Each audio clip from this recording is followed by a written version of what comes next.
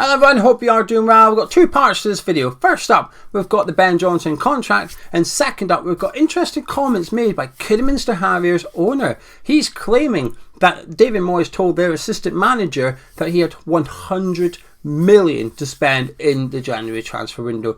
But first up, let's talk about before we talk about Ben Johnson. Last night I did a tier list video. You might have seen it. I took a look at the playing squad and I put them into different categories. Long-term future at West Ham, short-term future at West Ham, or get rid of them in the summer. So tonight at 5 o'clock, live at 5 this evening, we are doing our Hammers Chat subscribers edition. So if you're not doing anything at 5, pop along. No, please do pop along. The more the merrier. The more people that get involved, the better. The live chat is going to be deciding which category each player goes in and why. And together we're going to build our Hammers Chat subscriber tier list regarding this playing squad and which category they fit in terms of their future at West Ham. So 5 o'clock, be back for then. Now, Ben Johnson. The Evening Standard yesterday reported that he has had his clause triggered in his contract. So the situation we know was Ben Johnson's contract was due to expire in the summer. However, in that contract there was a clause for the club which they could trigger at any point, which would add 2 years to his current deal, which they've now done, which means that West Ham United until the summer of 2024. Now the Evening Standard ran this yesterday, and I quite like the Evening Standard. I think they've got good sources at the club. If you were to do like a tier list, maybe we should one day. If you were to do a tier list of sources, with like Fabrizio Romano being at the top, the holy grail of transfers, and then at the bottom you've got tribal football and everything in between. Evening Standard's relatively high up in the book of Geo, because I think this is where the club actually utilise these kind of sort of outlets quite well, because it's newsworthy but not newsworthy, is it? For a little bit of context, Ben Johnson hasn't agreed a long-term deal with West Ham. The club are negotiating with Ben Johnson, couldn't agree a long-term, so they've triggered the option almost as like a plan B. Well, we'll trigger this clause so you're here anyway. Sounds like he's been held captive, doesn't it?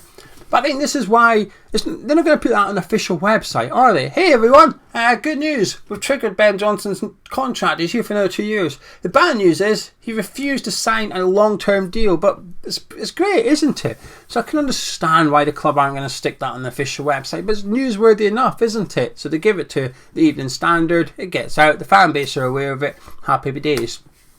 I'd imagine David Moyes will address it in his press conference on Friday as well. But anyway, let's talk about the Ben Johnson contract then. I guess there is a little bit of a worry as to why he's rejected a long-term deal, or they've not agreed something.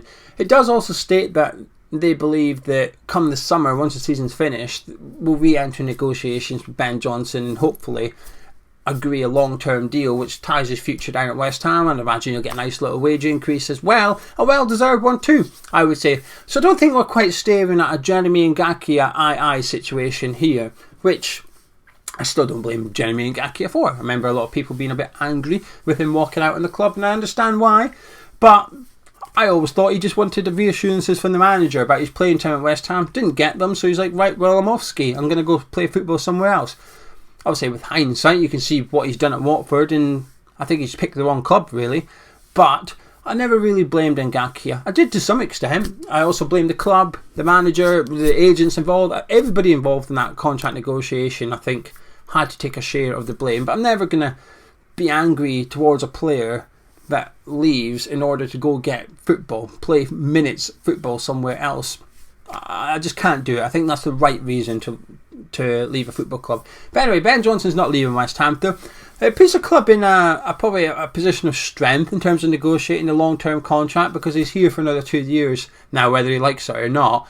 So I think it probably helps the club. It's just kicking the can down the road really. We're negotiating with him up till now, couldn't agree anything. We'll trigger the clause and we'll revisit it in the summertime. It does, like I said, it does state that the expectancy is Ben Johnson will sign a new contract, that he does love West Ham, that he doesn't necessarily want to leave.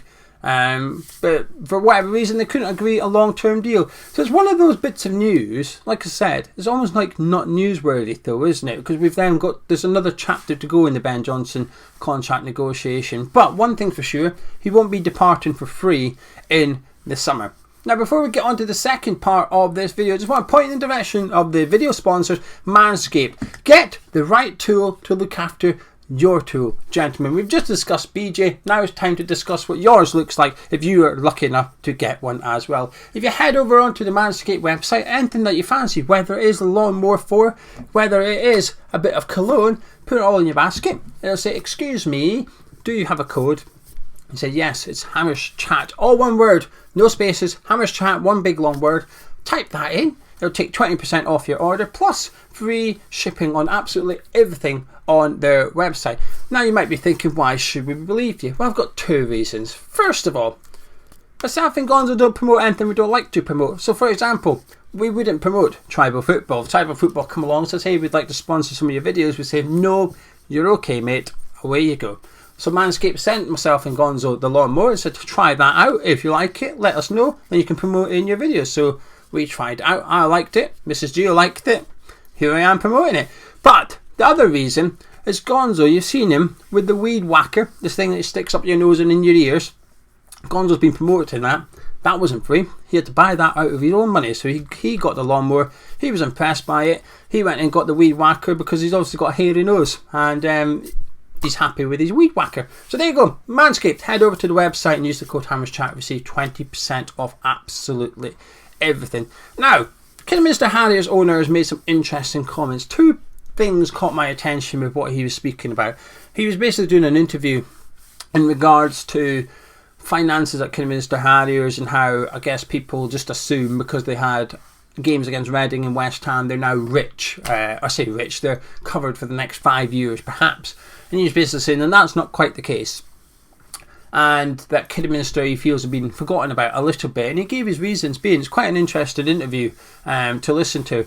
But the part of it that's relevant to West Ham, there's two parts. First of all, he's claiming that David Moyes told his assistant manager that West Ham had 100 million to spend in January. Pardon me. I'm not sure I believe it. I'm not saying he's a liar or anything like that, but I think there's maybe a little bit of Chinese whispers or something going on here. Because in order to believe that, you've got to believe that David Moyes told their assistant manager how much money he had to spend in the January transfer window. And I'm not sure that's something David Moyes would do. So where this has come from, I'm not too sure. Maybe he did. I mean, there's a reason the owners brought it up and stuff, but I just don't see David Moyes being the type of person just to announce it. Now, we've all seen the pictures from after the game in the office. The manager and assistant at Kidderminster was having a beer with David Moyes and I think it was Pat Nevin or was it Stuart Pearce? I can't remember. But there was Nolan. It was Nolan and Moyes. I was sitting having a beer with them. So I'd imagine the idea is that picture, was the conversation where Moyes discussed his transfer kitty. I'm sure they would have discussed football stuff, but I don't know if they've got into the details of the transfer budget. However, the claim is 100 million. That would be serious money if we did actually have that to spend, wouldn't it? But again, even if that was true, even if Moyes did tell him he had 100 million, I'm not sure I believe that we had 100 million to spend. Even if Moyes told me he had 100 million, I'm not sure I believe him, you know. I think we'll wait and see, Dave. I'm not convinced that we're going to spend 100 million in this window. We'll wait and see. I'm not even convinced we'll spend 100 net.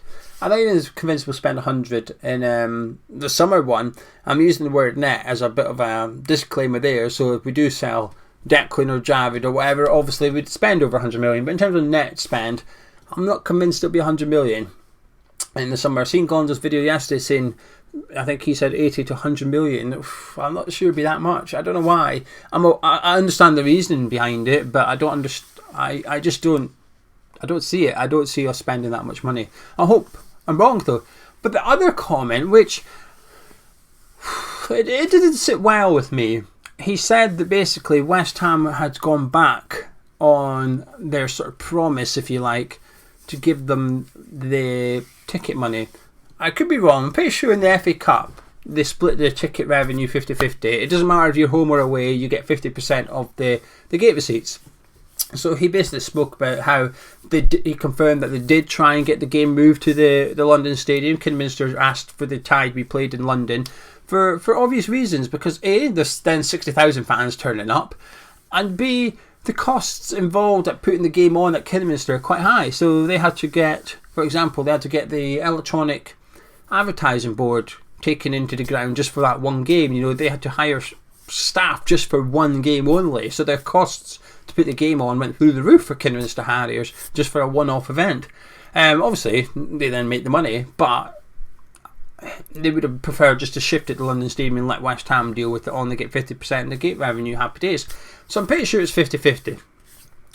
But he basically suggested that West Ham had intended to give their 50% to Kidderminster Harriers, so Kidderminster could keep all the money of the gate receipts. However, West Ham have gone back on that a little bit, and they've decided to give their 50% away to charities, local charities.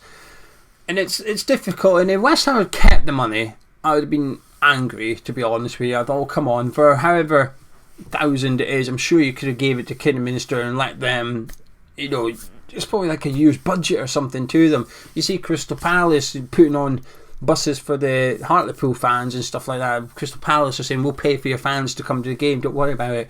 You know, nice little gestures like that to clubs lower down in the football pyramid. You know, if there's a championship club we were playing, I wouldn't bother with it. If we were playing West Brom, I said, no, keep the West Ham, keep your gate receipts. But because of the league they're in and stuff, it would be nice to help them out.